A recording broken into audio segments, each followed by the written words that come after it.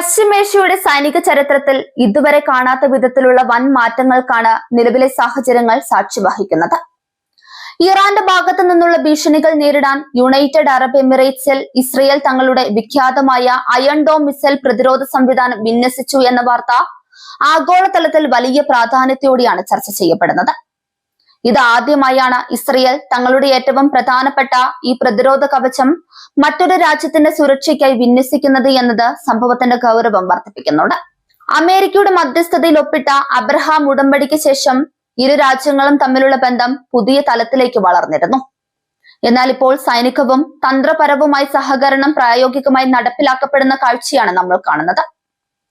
Iran പിന്തുണയുള്ള ഗ്രൂപ്പുകളിൽ നിന്നും ഡ്രോൺ മിസൈൽ ആക്രമണങ്ങൾ ഗൾഫ് മേഖലയിൽ വർദ്ധിച്ചു വരുന്ന സാഹചര്യത്തിലാണ് ഈ അടിയന്തര നീക്കം.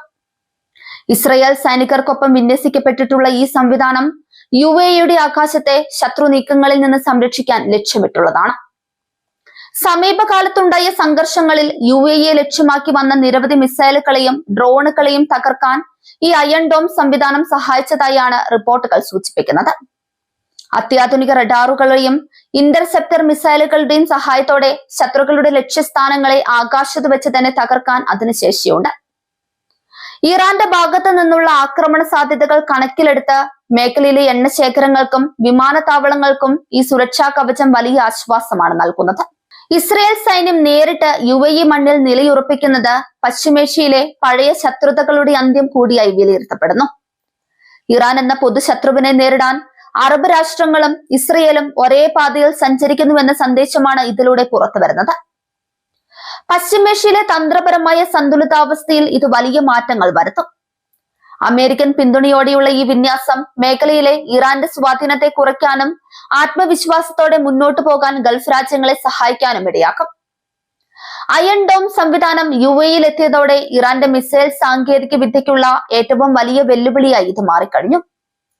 മുൻപ് നടന്ന പരീക്ഷണങ്ങളിലെല്ലാം 100% വിജയം കൈവരിച്ച ഈ സംവിധാനം UAEയിലെ ജനവാസ കേന്ദ്രങ്ങൾക്കും സൈനിക താവളങ്ങൾക്കും ശക്തമായ സുരക്ഷ നൽകുന്നുണ്ട്.